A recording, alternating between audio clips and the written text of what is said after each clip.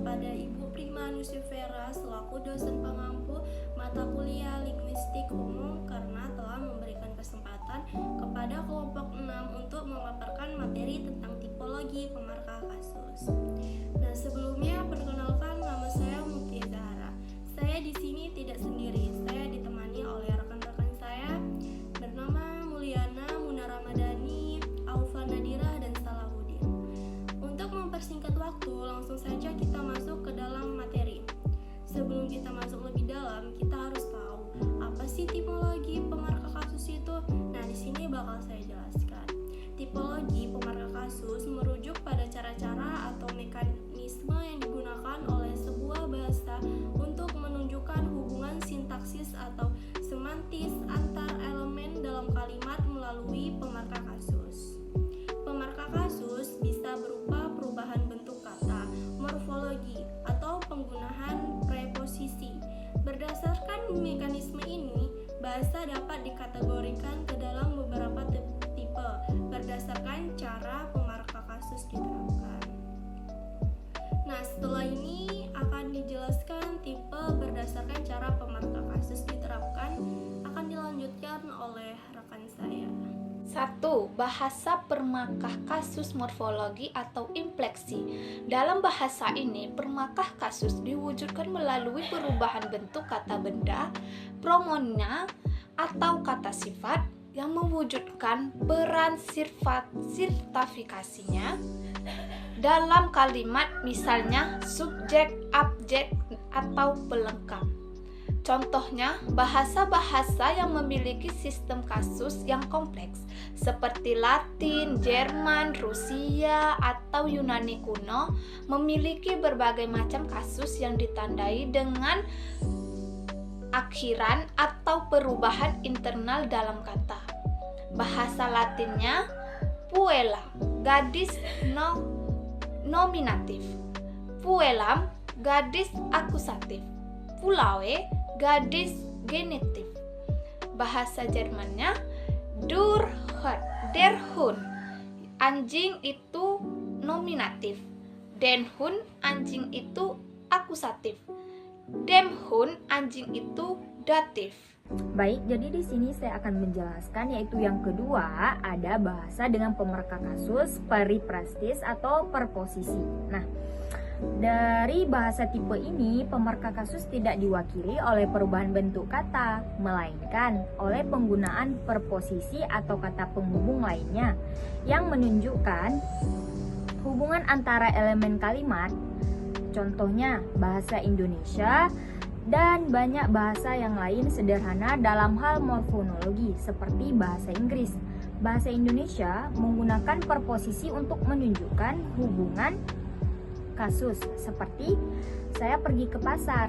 Nah, kasus seperti saya pergi ke pasar, kasus ini mengarahkan atau menunjukkan tujuan. Dia datang ke Jakarta. Dari kasus arah bahasa Indonesia ke Inggris seperti I gave 2 books to her.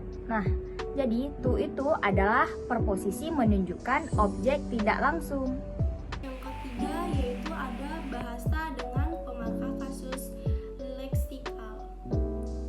Beberapa bahasa memiliki pemarkah kasus yang lebih bersifat leksikal, di mana pemarkah kasus ditandai oleh kata tertentu seperti kata kerja atau kata benda yang menunjukkan hubungan antar elemen kalimat. Contohnya di sini ada bahasa Jepang, di mana partikular tertentu seperti ga, o, dan ni menunjukkan fungsi sintaksis suatu kata dalam kalimat. Seperti bahasa Jepang, inuga shikudesu, ga adalah pemarkah nominatif subjek. Selanjutnya ada hon o wamimasu, o adalah pemarkah akusatif objek.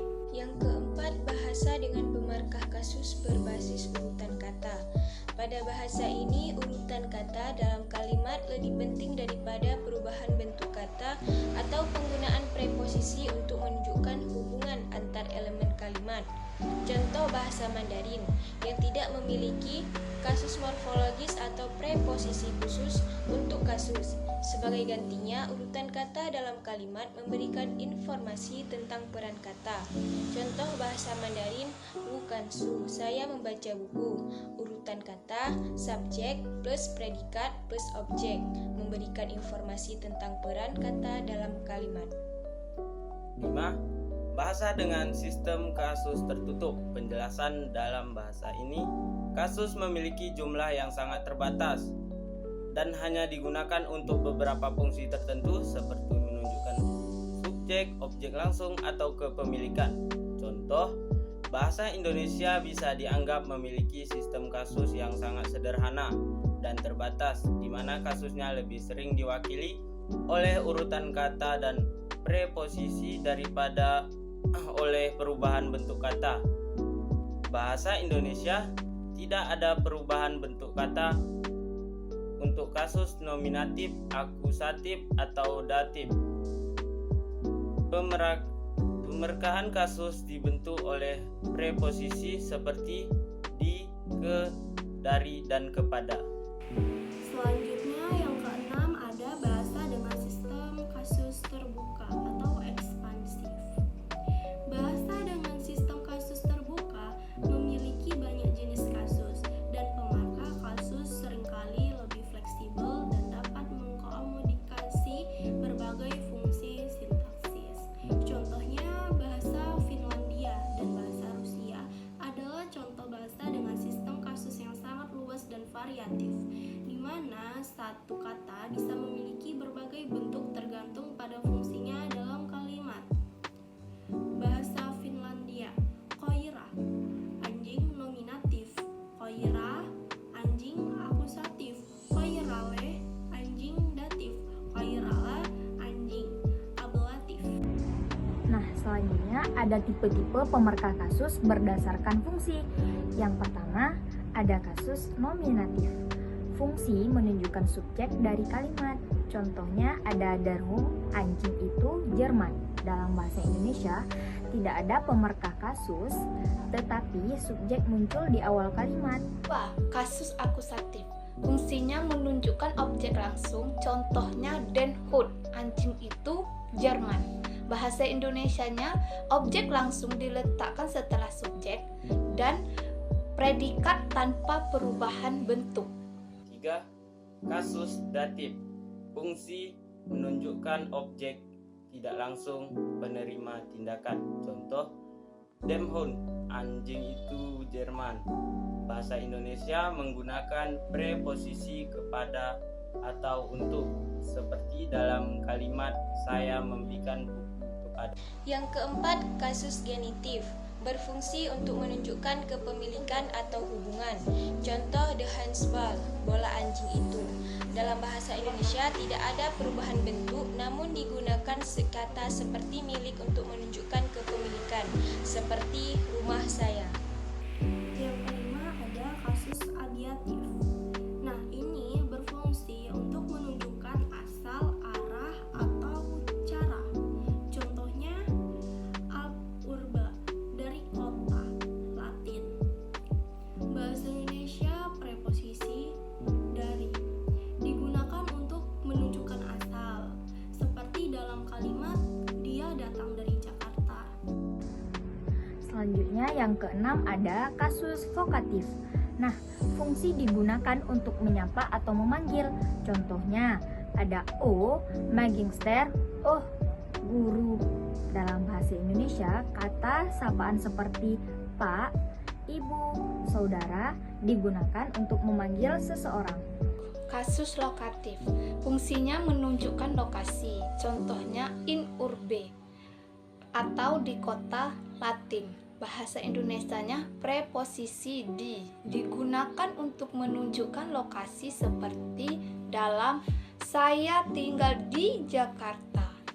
Kesimpulannya, tipologi pemarkah kasus memberikan gambaran tentang bagaimana bahasa-bahasa berbeda menggunakan mekanisme yang bervariasi untuk menunjukkan hubungan sintaksis antar elemen dalam kalimat. Bahasa dengan sistem kasus morfologi seperti Latin dan Rusia lebih bergantung pada perubahan bentuk kata, sedangkan bahasa dengan pemarkah kasus periberatis seperti bahasa Indonesia dan Inggris mengandalkan preposisi. Pemarkah kasus dapat bervariasi berdasarkan fungsi mulai dari subjek, objek hingga kepemilikan dan asal. Sekian materi dari kami, kurang lebihnya kami mohon